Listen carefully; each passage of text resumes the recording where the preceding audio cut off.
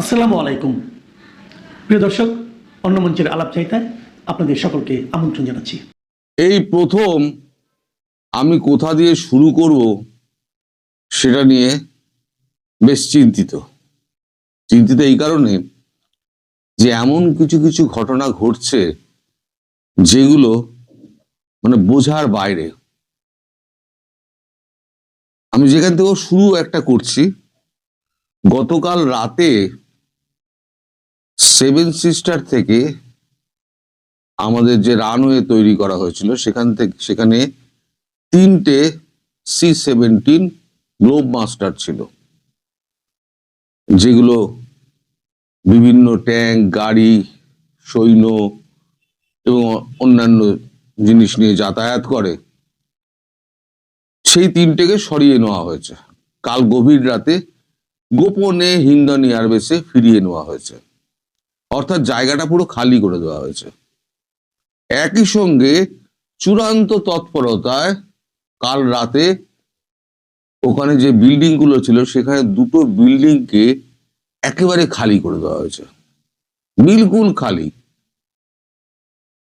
এবং একই সঙ্গে আপনার কিছু হুমায়ুন রেজিমেন্ট, কিছু ভৈরব রেজিমেন্ট ওখানে পাঠানো হয়েছে। কত সংখ্যা, কি সংখ্যা, আমার কাছে সে ফিগার কিছু নেই। মানে পুরোটাই আমি আর্ধেক জানি, সেটা কিন্তু আপনাদের আগেই বলে দিচ্ছি। এখন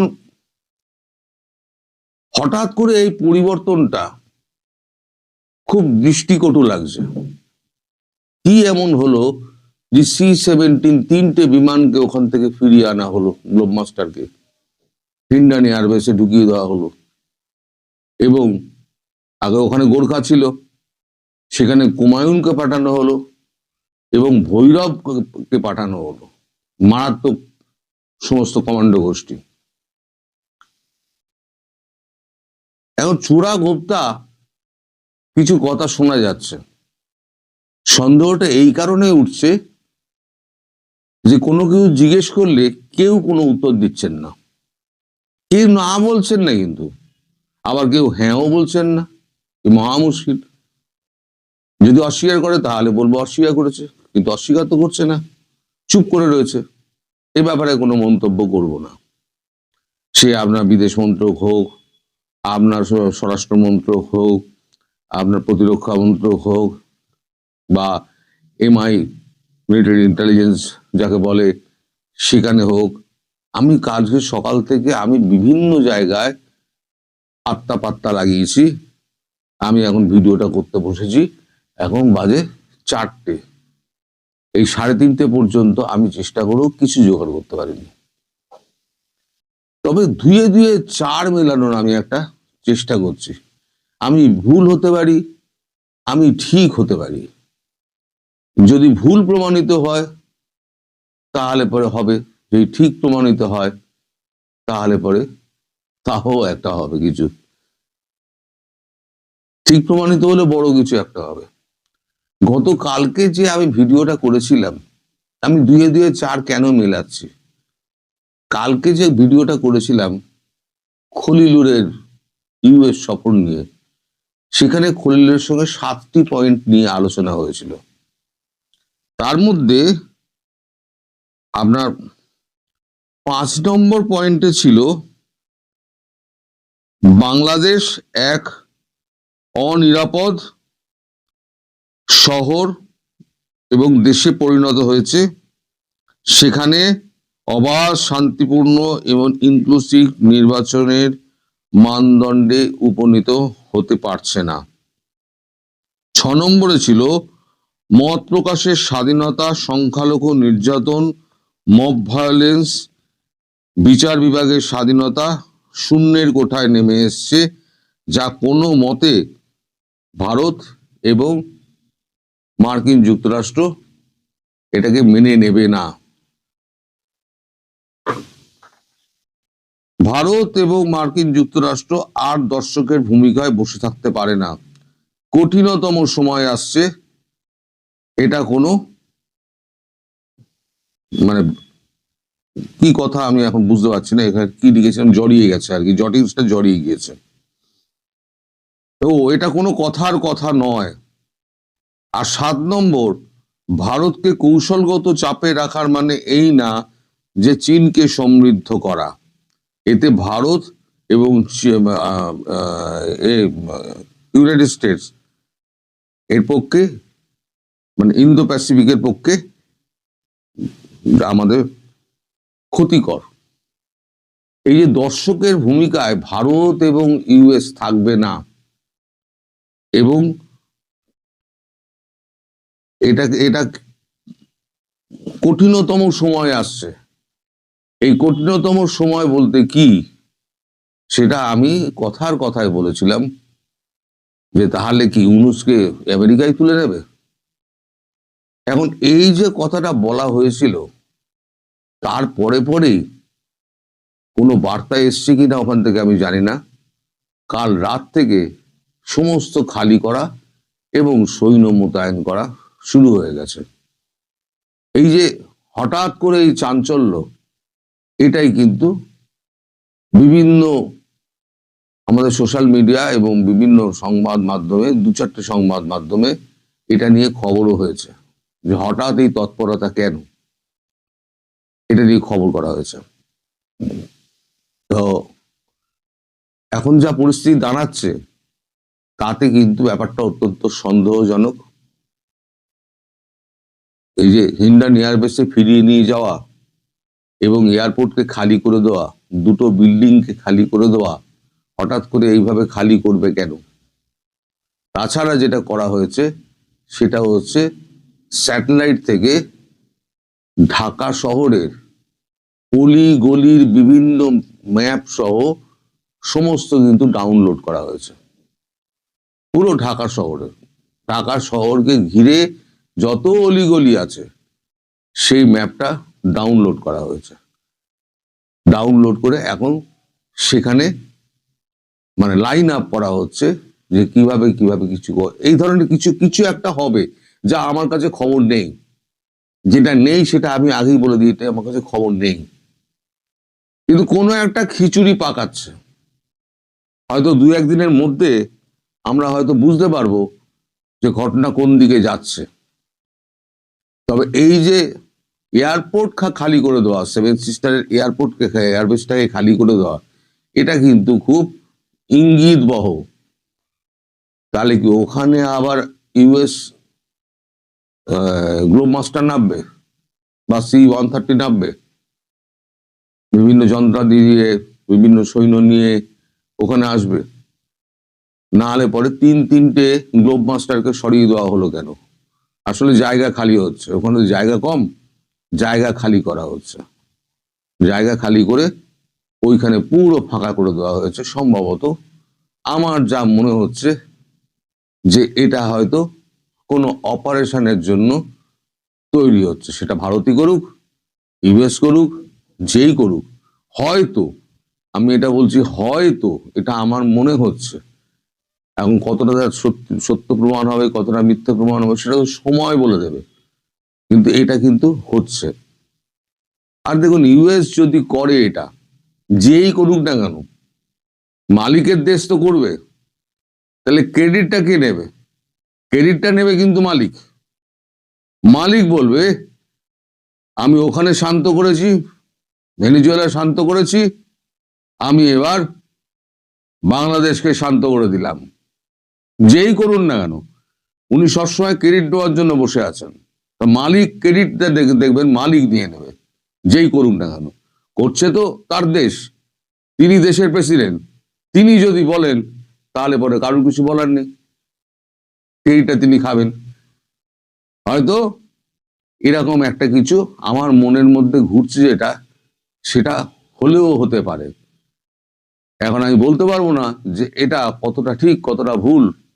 আমি বারবার বলছি, কতটা ঠিক কতটা ভুল তা আমি কিন্তু জানি না। এখন আশা করব যে কিছু একটা ঘটবে। এই কারণে আশা করব যে এতগুলো কাণ্ড 7 সিস্টারকে ঘিরে কখনো হতে পারে না। এই সৈন্য প্রেরণ, কমান্ডো প্রেরণ, গ্লোব মাস্টারকে ফিরিয়ে আনা, দুটো বিল্ডিংকে পুরো ফাঁকা করে দেওয়া এবং সেটা রাতারাতি করা। এত তাড়াতাড়ি এত জলদি কিসের? তার মানে কোনো একটা ঘটনা ঘটতে যাচ্ছে এবং সেটা খুব দ্রুত ঘটতে যাচ্ছে। সামনে নির্বাচন, 12ই ফেব্রুয়ারি নির্বাচন, আর তো বোধহয় একটা মাস বাকি আছে। এই এক মাস নির্বাচন বাকি রয়েছে, যখন নির্বাচন অবধি আমি বলেছি যেতে দেবে না। হয় ভারত যেতে দেবে না, নয় আমেরিকা যেতে দেবে না। নির্বাচন অবধি যাবে না। কারণ নির্বাচনে গেলে যদি তারেক রহমান যদি প্রধানমন্ত্রী হন, তিনি হবেন হাফ প্যান্ট প্রধানমন্ত্রী। এটা আমি বরাবরই বলি, হাফ প্যান্ট প্রধানমন্ত্রী হবেন, ফুল প্যান্ট তার জুটবে না। বাকি ফুল প্যান্টটা হয়ে যাবে জামাত। সেই জামাত ফুল প্যান্ট পরে ফুটবলটা খেলবে, আর শরীরের ওপরে দেখা যাবে তারেক রহমানের। সেটা ইউএস খুব সম্ভবত হতে দেবে না এবং ভারতও হতে দেবে না। আমার মনে হচ্ছে এই দুয়ে দুয়ে চার আমি মেলাবার চেষ্টা করেছি। এখন সেটা দেখা যাক ভবিষ্যৎ কি বলে। তবে ইউএস এর পক্ষ থেকে কোনো ফোন এসছে কি আসেনি তা আমি জানি না। এখনো পর্যন্ত এই বিষয়ে আমাকে কেউ কনফার্ম করেনি। আমি শুধু ডট টু ডট মিলাচ্ছি। এই ডট টু ডট মিলিয়ে আমি একটা কনক্লুশনে পৌঁছানোর চেষ্টা করছি যে এটা হলে এটা হতে পারে। এবার বাকিটা ছেড়ে দিন, ভবিষ্যতের উপরে কি হয় দেখা যাক 2-4 দিনের মধ্যে।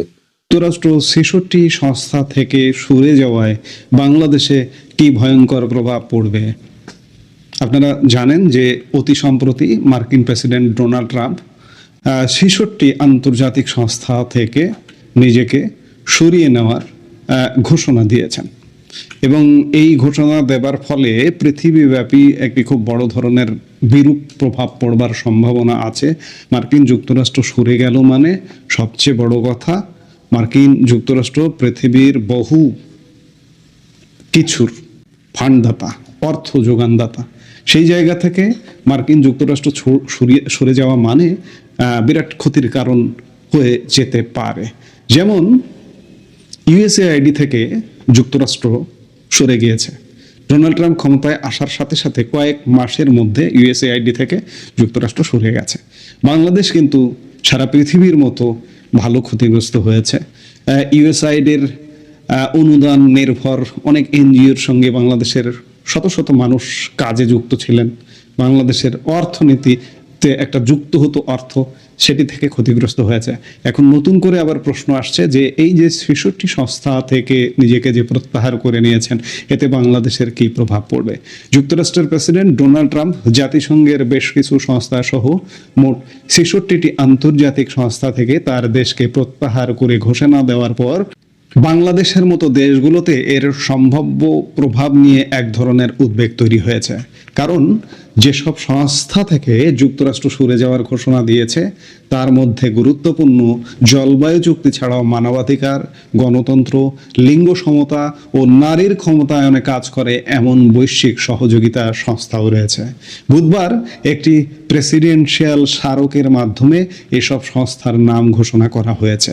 এই তালিকায় বৈশ্বিকভাবে বিশেষ গুরুত্বপূর্ণ বলে বিবেচিত জাতিসংঘ জলবায়ু পরিবর্তন ফ্রেমওয়ার্ক কনভেনশন চুক্তি সই জাতিসংঘেরই 31টি সংস্থার নাম আছে। মিস্টার ট্রাম্প ইতিমধ্যে জাতিসংঘের সাংস্কৃতিক সংস্থা ইউনেস্কো থেকে বেরিয়ে গেছেন এবং জাতিসংঘ মানবাধিকার পরিষদে যুক্তরাষ্ট্রের অংশগ্রহণ বন্ধ করে দিয়েছেন। এর আগে তিনি বিশ্ব স্বাস্থ্য সংস্থা এবং প্যারিস জলবায়ু চুক্তি থেকে যুক্তরাষ্ট্রকে সরিয়ে নেওয়ার পরিকল্পনার কথা ঘোষণা করেছিলেন। বিশ্লেষকরা বলছেন, যুক্তরাষ্ট্র সরে যাওয়ার কারণে বহুপাক্ষিক এসব প্রতিষ্ঠানগুলো দুর্বল হয়ে পড়বে এবং এর ফলে বাণিজ্য, মানবিক, শিক্ষা ও জলবায়ুর মতো বৈশ্বিক ইস্যুগুলোতে বাংলাদেশের মতো দেশগুলো যে আন্তর্জাতিক সংস্থাগুলোর মাধ্যমে যে সুরক্ষা পেত তা মারাত্মকভাবে ক্ষতিগ্রস্ত হবে। পাশাপাশি যুক্তরাষ্ট্র সরে যাওয়ার কারণে অন্য ধনী ও প্রভাবশালী দেশগুলো এ ধরনের বহুপাক্ষিক সংস্থাগুলোতে অর্থায়ন বন্ধ বা কমিয়ে দিতে পারে বলে আশঙ্কা তৈরি হয়েছে। এর আগে গত বছরের জানুয়ারিতে বিদেশে মার্কিন সহায়তা স্থগিত করতে ডোনাল্ড ট্রাম্প একটি নির্বাহী আদেশ জারি করেছিলেন। পরে এর ধারাবাহিকতায় জুলাই মাসে যুক্তরাষ্ট্রের আন্তর্জাতিক সংস্থা ইউএসএআইডির বন্ধ ঘোষণা করেন তিনি, যার ফলে বাংলাদেশে সংস্থাটির অর্থায়নে পরিচালিত অনেক প্রকল্পের কাজ বন্ধ হয়ে যায়। আমি শুরুতেই ইউএসএআইডির কথা দিয়েই আলাপটা শুরু করেছি। একই সাথে প্রশ্ন আসছে যে আসলে কোন সংস্থাগুলো থেকে যুক্তরাষ্ট্র সরে যাচ্ছে। ডোনাল্ড ট্রাম্প জাতিসংঘ ও আন্তর্জাতিক 66 সংস্থা থেকে সরে যাওয়ার ঘোষণার পর হোয়াইট হাউস বলেছে এমন সিদ্ধান্ত নেওয়ার কারণ হলো এসব সংস্থা আর আমেরিকান স্বার্থ রক্ষা করছে না এবং অকার্যকর ও বৈরী এজেন্ডা প্রচার করছে। এসব সংস্থাগুলোর মধ্যে কয়েকটি জলবায়ু পরিবর্তনজনিত চ্যালেঞ্জ মোকাবেলায় কাজ করে আসছিল। জলবায়ু পরিবর্তনের কারণে বিশ্বের সবচেয়ে বেশি বিপর্যয়ের মুখে থাকা দেশগুলোর একটি হলো বাংলাদেশ। এছাড়া আরও কিছু সংস্থা রয়েছে যারা শিক্ষা, মানবাধিকার, লিঙ্গ সমতা ও নারীর ক্ষমতায়নের মতো বৈশ্বিক ইস্যুতে কাজ করছে। বাংলাদেশেরও বিভিন্ন সংস্থা এসব ক্ষেত্রে আন্তর্জাতিক সংস্থাগুলোর সহায়তায় তাদের কার্যক্রম পরিচালনা করে আসছিল। তবে ডোনাল্ড ট্রাম্পের ঘোষণার পর হোয়াইট হাউস এসব সংস্থার কাজকে করদাতাদের অর্থের অপচয় হিসেবে বর্ণনা করেছে। ট্রাম্পের ঘোষণা অনুযায়ী জাতিসংঘের জলবায়ু পরিবর্তন ফ্রেমওয়ার্ক কনভেনশন চুক্তি ছাড়াও যুক্তরাষ্ট্র ইন্টারগভর্নমেন্টাল প্যানেল অন ক্লাইমেট চেঞ্জ বা আইপিসিসি থেকেও সরে যাচ্ছে। এটি বিশ্বের জলবায়ু বিজ্ঞান বিষয়ে অন্যতম প্রধান কর্তৃপক্ষ, যারা বৈশ্বিক তাপমাত্রা বৃদ্ধির বৈজ্ঞানিক তথ্য নিয়ে সবচেয়ে নির্ভরযোগ্য প্রতিবেদনগুলোর সংকলন করে। এখন আইপিসিসি থেকে যুক্তরাষ্ট্র সরে গেলে দেশটির জলবায়ু বিজ্ঞানীরা এতে জড়িত থাকবে কিনা তা নিয়ে সংশয় তৈরি হয়েছে। এর বাইরেও জাতিসংঘের যে 39টি সংস্থা থেকে যুক্তরাষ্ট্র সরে যাচ্ছে তার মধ্যে আছে international law commission, international trade centre, PC building commission, জাতিসংঘ জনসংখ্যা তহবিল, জাতিসংঘ গণতন্ত্র তহবিল এবং ইউএন ইউনিভার্সিটির মতো প্রতিষ্ঠান। জাতিসংঘের বাইরে 35টি আন্তর্জাতিক সংস্থা থেকে যুক্তরাষ্ট্র সরে যাচ্ছে। তার মধ্যে আছে 24/7 carbon free energy compact, commission for environmental cooperation, global counter terrorism forum, international energy forum এবং আন্তর্জাতিক সৌর জোটের মতো সংস্থা। এই যে সরে যাওয়াটার ফলে বাংলাদেশের কি প্রভাব পড়বে? ডোনাল্ড ট্রাম্পের এক নির্বাহী আদেশের কারণে 2025 সালের জানুয়ারিতে ইউএসএআইডির কার্যক্রম বন্ধ হয়ে যায়। বারবার ইউএসএআইডি প্রসঙ্গে আসছে। বাংলাদেশে যুক্তরাষ্ট্রের সহায়তার উল্লেখযোগ্য অংশ আসতো এই ইউএসএআইডির মাধ্যমে। যুক্তরাষ্ট্র সরকারের বৈদেশিক সহায়তা সংক্রান্ত ওয়েবসাইটের তথ্য বলছে 2018 সাল থেকে বাংলাদেশকে প্রতি বছর দেওয়া সহায়তার পরিমাণ 500 মিলিয়ন বা 500 কোটি ডলারের কাছাকাছি। এর আগের বছরগুলোতে 250 থেকে 300 মিলিয়ন ডলারের মার্কিন সহায়তা পেয়েছে বাংলাদেশ। এই অর্থ যেসব খাতে ব্যবহৃত হয়েছে তার মধ্যে রয়েছে খাদ্য নিরাপত্তা ও কৃষি, শিক্ষা, স্বাস্থ্যসেবা, গণতন্ত্র ও শাসন ব্যবস্থা, পরিবেশ ও জ্বালানি এবং মানবিক সহায়তা। এছাড়া রোহিঙ্গাদের জরুরি সহায়তার জন্য বরাদ্দ ছিল এতে। এখন রোহিঙ্গাদের জন্য বরাদ্দ থাকলেও বাকি সব ক্ষেত্রেই যুক্তরাষ্ট্রের অর্থায়ন বন্ধ হওয়ায় অনেক প্রতিষ্ঠানের কার্যক্রম বাংলাদেশে এরই মধ্যে বন্ধ হয়ে গেছে। এখন নতুন করে যে 66টি সংস্থা থেকে যুক্তরাষ্ট্র সরে যাচ্ছে তাতে বাংলাদেশের জলবায়ু পরিবর্তনজনিত সংকট মোকাবেলায় নেওয়ার নানা কার্যক্রম ব্যাহত হবে বলে আশঙ্কা করা হচ্ছে। অনেকে মনে করেন আন্তর্জাতিক প্রতিষ্ঠানগুলো দুর্বল হলে আবারও বিশ্বে বিভিন্ন ব্লক বা অ্যালায়েন্স পলিটিক্স সামনে আসবে, যাতে করে অপেক্ষাকৃত দুর্বল রাষ্ট্রগুলোর জন্য সমস্যার বিষ হয়ে দাঁড়াতে পারে। তাছাড়া বিশ্ব খাদ্য কর্মসূচি ও বিশ্ব স্বাস্থ্য সংস্থার মতো প্রতিষ্ঠানগুলো সামগ্রিক খাদ্য ও স্বাস্থ্য খাতে বৈশ্বিক যে সুরক্ষা দিয়ে আসছিল সেটি দ্বিপাক্ষিকভাবে সমাধান অনেকটাই অসম্ভব বলে মনে করা হয়। আবার ফান্ড ফর ক্লাইমেট চেঞ্জ বা জলবায়ু বিষয়ক অন্য সংস্থাগুলোর কারণে বাংলাদেশের জলবায়ু কেন্দ্রিক নিরাপত্তা ও নৈতিক অবস্থান বিশ্বের কাছে তুলে ধরা যাচ্ছিল। এখন এই সংস্থাগুলো দুর্বল হলে তাতে বাংলাদেশের এই কার্যক্রম ক্ষতিগ্রস্ত হওয়ার আশঙ্কা তৈরি হবে। সবকিছু মিলিয়ে বাংলাদেশেও এই যে 66 সংস্থা, এর আগে ইউএসএআইডি, বাংলাদেশে যে অর্থের একটা ফ্লো ছিল সেই ফ্লোটা বন্ধ হয়ে যাবে। সবকিছুর সারমর্ম যদি এটাই বলি, অর্থ বন্ধ মানে বাংলাদেশের অনেক এনজিও, অনেক অর্গানাইজেশন বন্ধ হয়ে যাবে, অসংখ্য শত শত হাজার হাজার মানুষ আবার বেকার হয়ে যাবে। মার্কিন যুক্তরাষ্ট্র কোনো একটা সাউন্ড করলে সেই সাউন্ডটা সারা পৃথিবীতে পড়ে যায়। যেমন এই যে ইউএসএআইডি $500 মিলিয়ন বাৎসরিক 2018 সাল থেকে দিত, তার আগেও $300 মিলিয়ন দিত, সেগুলো বন্ধ হয়ে গেছে। একই সাথে অন্যান্য যে সংস্থাগুলো বন্ধ হয়ে গেল, এর ফলে বাংলাদেশের অর্থনীতি ক্ষতিগ্রস্ত হবে, সংস্থা ক্ষতিগ্রস্ত হবে, কর্মসংস্থান ক্ষতিগ্রস্ত হবে, জলবায়ু ক্ষতিগ্রস্ত হবে, শিক্ষা ক্ষতিগ্রস্ত হবে, স্বাস্থ্য ক্ষতিগ্রস্ত হবে। একই সাথে আমরা এই প্রতিবেদনের শুরুতে যেটি বললাম যে মার্কিন যুক্তরাষ্ট্র যদি কোনো সংস্থা থেকে সরে যায়, অন্যেরাও ঢিলেমি শুরু করে দেয়, এর সুদূর প্রসারী প্রভাব বাংলাদেশেও পড়বে। এই মুহূর্তে এ পর্যন্তই। সবাই ভালো থাকুন,